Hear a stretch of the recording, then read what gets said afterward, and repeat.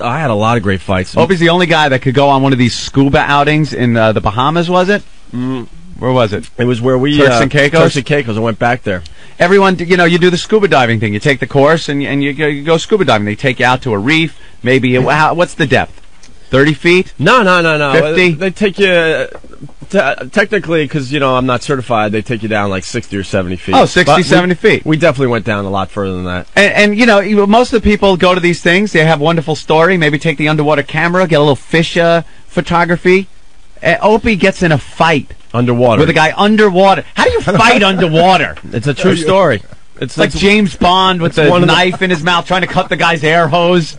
Well, what happened, I was kind of experienced as far as these dives because I was there for a couple weeks, so it was like probably close to my 10th dive. I was still in the men of the Calypso started brawling. Right. I was doing like 2 dives a day. I was really into it, but every time you went out to go for the dive, there was like, quote, newbies. I know I'm not, but I had a few dives under my belt. Newbies. So. Like Hope's going down to the Titanic to pick up some wreckage. I know.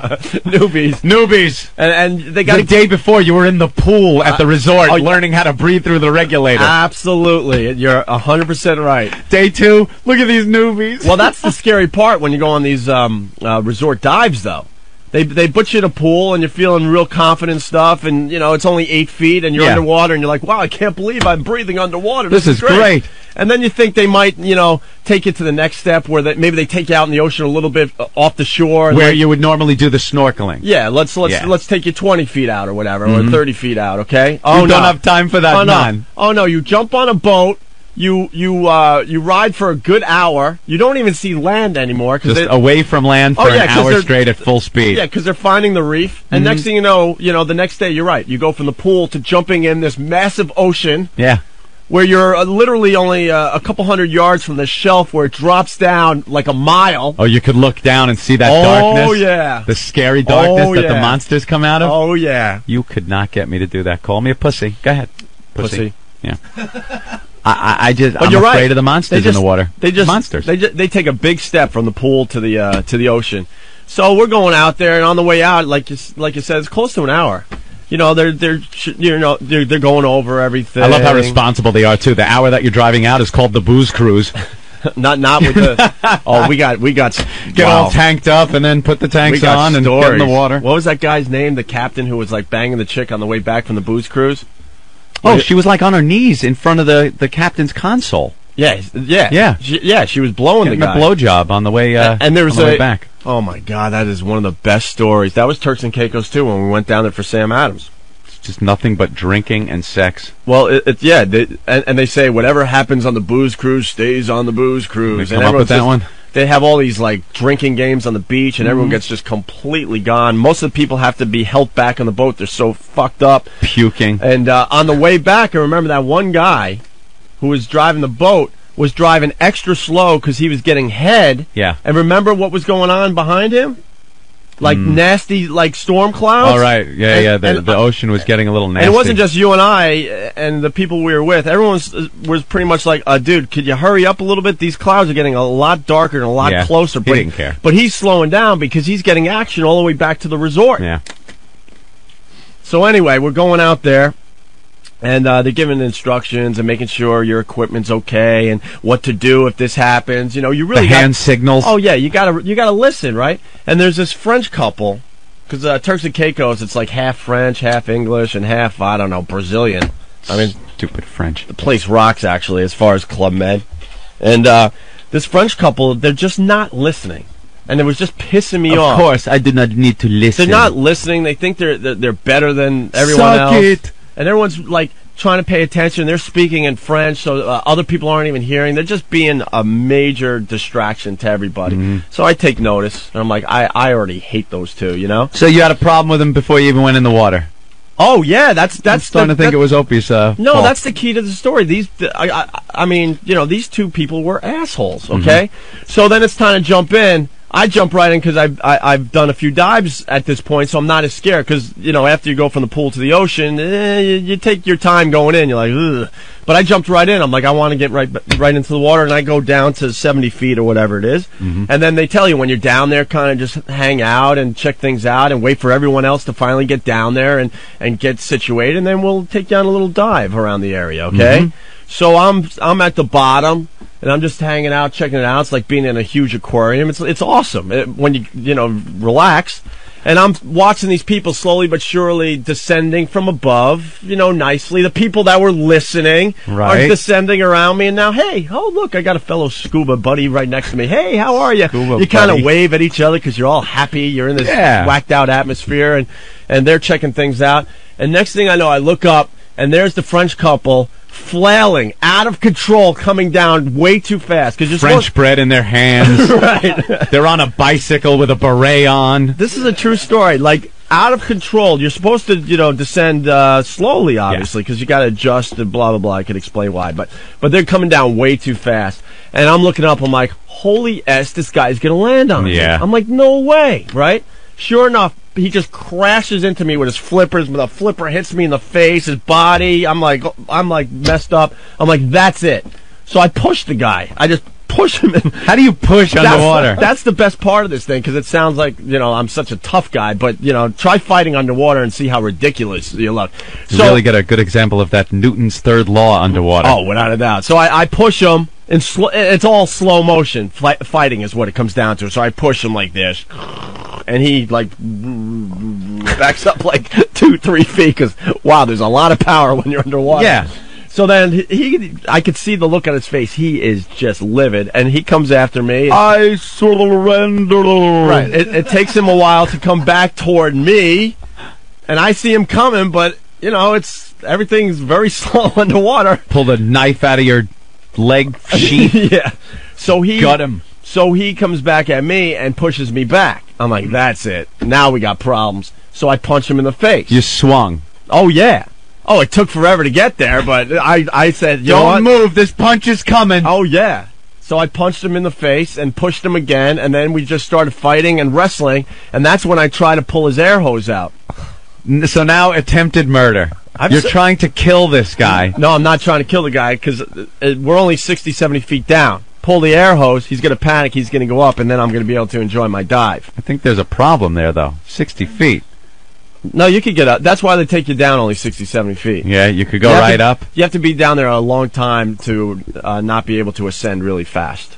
I got labins. And if I'm wrong, don't call me, because we don't need the details of diving today. Mm-hmm. But so then, he comes back at me, and we're kind of wrestling and rolling over and stuff. Fighting underwater. It's a true story, man. I can't make this crap up. Only you. And so then the guide comes down, sees there's a problem, and I think to this day the guide just thought we were both kind of just having problems. Having sex? Yeah, really. We were just having problems, and it's our first dive, and we're a little out of control, and it kind of separates us, and we go on the dive, and then monster rain. The rest of the dive, I'm elbowing them and pushing them and stuff, and that was that, more or less. Little brawl underwater with Frenchie. Did you make up when you came over the water? No, then see, he didn't speak English, so we kind of just glared at each other above water. Fighting underwater, see, with me, after the fight's done, I'm fine. I got my aggression out. I didn't really need to take it above water. I just did it. But I just glared at him all the way back to the resort. Let's take this into the oxygen, pal. Yeah, that's right. Take it above water. We're gonna take it above water. So, was he staying at the same place you were? Yeah, I saw him for the rest of the week. The guy was just an ass. He was just an ass.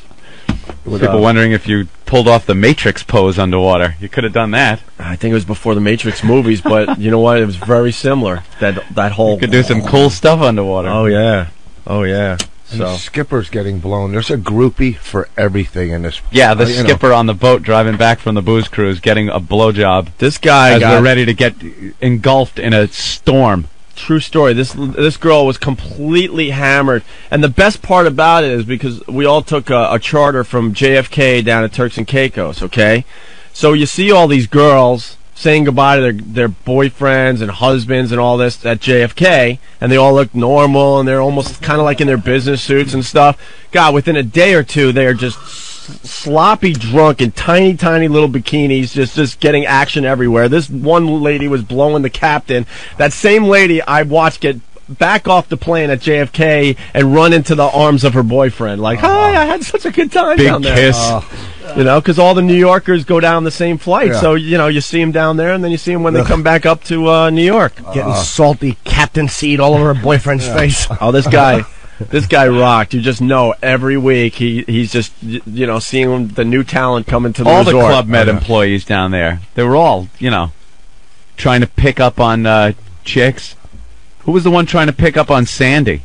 The circus guy, the friggin' trapeze guy. She had the trapeze guy going after her, the big black guy right in front of you. They don't care either. Oh, they make it sound like, oh, hey, man, it's all good. Their phrases, it's all good. It's all good. That's supposed to erase everything. Well, wait, it's not all good. You got your cock out. You got your cock in her ass. Wait a minute, what is good? that? It's all good, man. It's all good. Not yet for you. Well, we're all like, you're stretching her all out. Well, we're all smoking illegal Cuban cigars and drinking the stupid rum punch drinks. Yeah, it's all good, but wait a minute, pal, your cock is out. When your cock's in my girlfriend, now I got a problem. It's now all great.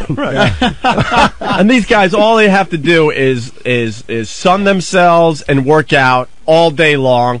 And, you know, you go down to, like, a Club Med after working your balls off all year long for your stupid 2-week vacation. You don't have time for a gym or to go out in the sun, so you're just a flabby, pasty mess. Yeah, you're a blubbery mess, and you want to feel good about yourself. You take your shirt off, and these guys that are helping you on these excursions are like freaking supermodels staring at your chicks. It's guy's like, a trapeze artist. Right. How do you compete with a trapeze He's artist? all cut, and he's doing flips on a trapeze, and then they try to get you up there. You're in the harness, looking all awkward. Your nutsack is coming out of your pants, and your chick is checking it out. Wow, she really wants to go bang you. The guy that's doing the triple flip and catching the other bar, or me, like I can't even go halfway without falling onto the net.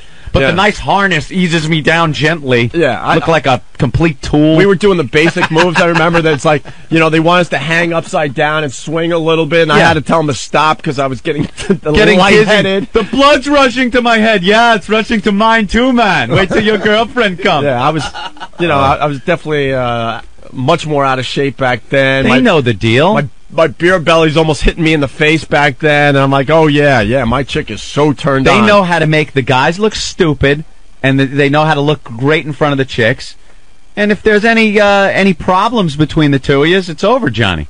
It's over. That's why I show my girlfriend, I blow him first. The best part, you got to talk about the ex-Marine that now is like the captain on some of these excursions. Oh, he was the snorkeling guy. The snorkeling guy that did everything he told us that we weren't allowed to do. I'm an ex-Navy SEAL! And now he's taking tourists out for snorkeling excursions on these little reefs. Right. And he was so serious about his hand motions. If there's a problem, don't wave! You are to take a fist and bang it on the top of your head. Do not touch any of the sea life below the surface. You are just to look and take pictures. And then we're out there. This is exactly how he talked, and it's not even doing a bit here. He does this perfect sea hunt dive off the back of the boat with the knife in his teeth. That was so he could, like, secure the anchor, remember? I will now secure the anchor. He throws the anchor over his back and does this perfect dive into the water. He turns around, winks to the girls, and dives off the boat. And you're the blubbery white mess on the boat, and you're supposed to compete with this crap. Where'd he go? Right. And he comes back up with a huge starfish in his hands. He's not supposed to touch the sea life. He's got sea life and a knife in his teeth. It's like, oh, This is some of the sea life you will see below the surface. But do not touch it. Only I know how to handle these creatures of the deep. Freaking guy was slitting wrists and slitting throats in the Nam. And there he is, showing a bunch of flabby tourists the starfish and trying to fuck your girlfriend. Great. It's exactly what goes on down there, man. They're just waiting for you to fall asleep early. That's it. Your whole deal, if you go to Club Med with your chick, is to try to stay up as late as possible. Oh, you just gotta watch them. Because, come on, man. I mean, chicks think just like guys when it comes down to it. They see these things walking around the resort, and they're hoping you're going to pass out early. Yeah. Because at Club Med, there's no time to go to bed. People just stay up 24 hours a day. I remember nodding off at the quote, disco. Yeah, the disco. Wanting to go home and, going back to my room and crash, but I just didn't trust these animals down there. You wake up in the middle of the night, she's gone. Oh. Yeah, oh no. She duck walks back into the room 4 hours later. I love the smell of your chick in the morning. Smells like my victory. Sure does. Yeah. A couple Club Med stories. I don't know how we got here. Remember, I was married at the time, and my wife went skydiving. Oh, that's right. Tandem skydiving, where they're supposed to clip you into a harness, but for some reason they don't use a harness. He just has a boner, and she has to sit on it, jump out of the plane that way.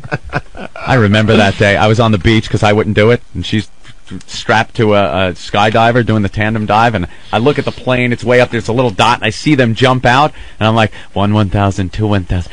Please don't open. Please parachute. Don't open. This could save me 50%. This would save me so much money. Big cabin canopy. Shit. Hit the water. Hit the shark-infested water. Please. Please.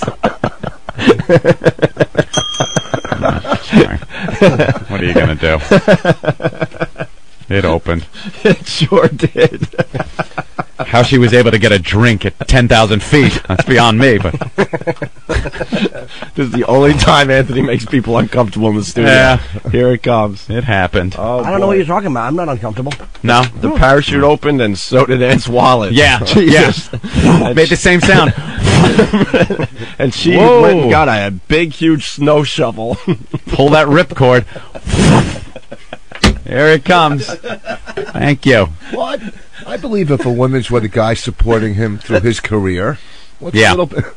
Yeah. In here every day writing bits for me. Yeah. She taught me the Brokaw impression. Oh, man. Someday we do have to get into that.